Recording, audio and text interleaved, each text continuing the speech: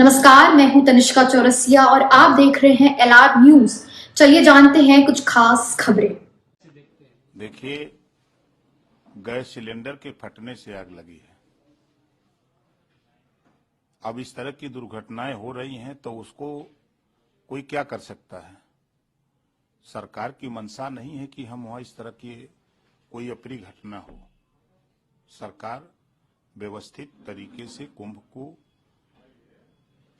पूरा जो समय है, जो लोग आवे व्यवस्थित स्नान करें और स्नान करके व्यवस्थित अपने घर को सकुशल लौटे। अब गैस सिलेंडर फटने से अगर कोई आग लग गई और अधिकारी कर्मचारी जो वहां थे तत्काल मौके पर उन्होंने तुरंत कंट्रोल किया, किसी जन की हानि नहीं हुई। हाँ, धन की थोड़ी हानि हुई मानते हैं हम, लेकिन जन की हानि नहीं हुई। तो वो गैस सिलेंडर के फटने से हुआ है। ऐसा नहीं है कि सरकार की नीयत पर कोई उंगली उठावे। अगर कोई इस तरह की उंगली उठा रहा है तो उसकी सोच गड़बड़ है। सर, देखा जा रहा है कि लगातार सरकार जो है स्नान करे, लेकिन कहीं न कहीं विपक्ष वहां पे स्नान नहीं करने जा रहा है और जो ये कल आग लगी है और तमाम व्यवस्थाओं को लेकर सवाल खड़े कर रहा है, लगातार सवाल खड़े कर रहा है। सर, क्या लगता है स्नान क्यों नहीं करने आ रहे हैं? अब भाई देखिए, अपने अपने विचार हैं। उसी गंगा में जाके विपक्ष स्नान कर रहा हरिद्वार में। आस्था तो है, ऐसा तो नहीं है कि नकार सकते हैं कि नहीं। अगर आप वहां नहीं जा रहे हैं तो फिर हरिद्वार क्यों गए, सवाल खड़ा होता है ना। तो आस्था है गंगा जी के प्रति लोगों की। अब वो देखिए, सरकार के सुर में सुर कोई नहीं मिलाएगा। विपक्ष हमेशा विरोध की ही बात करेगा। अगर उस सुर में सुर मिला देगा कि नहीं, योगी जी मोदी जी के नेतृत्व में बहुत अच्छा कुंभ चल रहा है, बड़ी व्यवस्था ठीक है और सब चकाचक है, तो फिर विपक्ष का मतलब क्या रह जाएगा। तो इस नाते आप भी चर्चा नहीं करते कि विपक्ष इस तरह कर रहे हैं। सर, 22 जनवरी को प्रयागराज में कैबिनेट बैठक भी होनी है। सर, कैबिनेट जो है स्नान भी करेगा, कैसे देखते हैं सर, क्या कुछ तैयारी? अच्छी व्यवस्था है। देखिए, देश में पहली बार उत्तर प्रदेश के मुख्यमंत्री माननीय योगी आदित्यनाथ जी और विधानसभा अध्यक्ष के नेतृत्व में 403 विधायकों को भारतीय संविधान उपलब्ध कराया गया कि आप संविधान के विषय में पढ़िए और जानकारी करिए और संविधान के दायरे में लोगों को हक दिलाइए। ये सरकार की मंशा है। दूसरी सरकार की वही मंशा है कि जो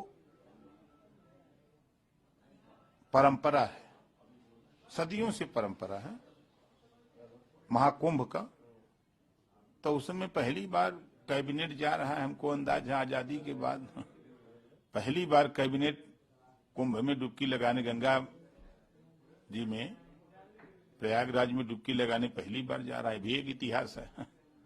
अगर ये कांग्रेस की सरकार थी, बसपा की सरकार थी, सपा की सरकार थी, ये लोग तो नहीं कर पाए। इस नाते ये लोग विरोध कर रहे हैं कि यार हम लोग तो नहीं कर पाए, अब ये लोग कैसे कर दे रहे हैं।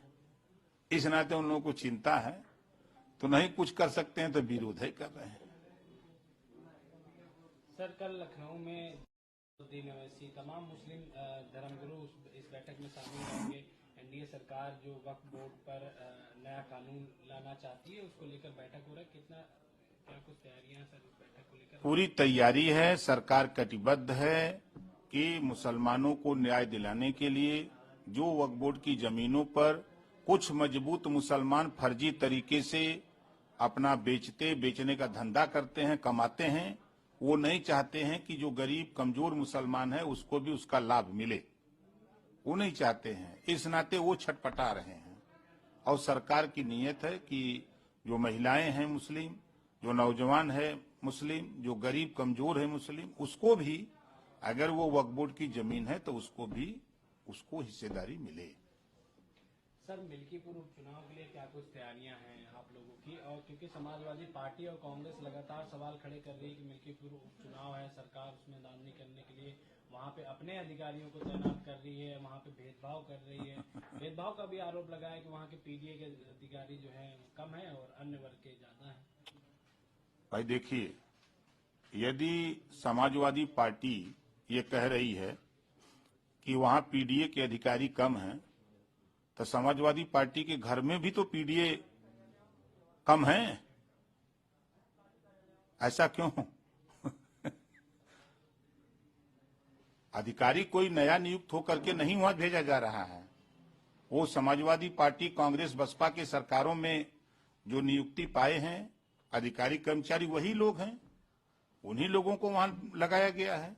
अगर उनको दर्द है, पीड़ा है, ये तो हताशा और निराशा है, वो चुनाव हार रहे हैं इस नाते बोल रहे हैं, उनको जाके चुनाव आयोग के यहाँ कंप्लेन करना चाहिए कि ये आदमी इस तरह का काम कर रहा है, चुनाव आयोग हटा देगा। ये खाली बाजा बजा रहे हैं, सोच रहे हैं चुनाव के अभी से हम बोलते रहेंगे, नहीं तो बाद में जनता को हम क्या कहेंगे। ये सब चुनाव हार रहे हैं, देखिएगा ना, एनडीए का प्रत्याशी जो है डंके की चोट पर भारी मतों से जीतेगा। स्टार प्रचारकों की सूची जो है समाजवादी पार्टी ने जारी की है, इसमें आजम खां का भी नाम है, तो कैसे देखते हैं सर? ये सिर्फ आजम खां के नाम पर भजाना चाहते हैं वोट, और आजम खां को जेल में रखना चाहते हैं। ये समाजवादी पार्टी के कार्यकाल की देन है कि आजम खां जी जेल में है। अब इतना आप सोचिए कि जो व्यक्ति जेल में है उसको स्टार प्रचारक बना रहे हैं, इतनी अच्छी समझदारी है। सर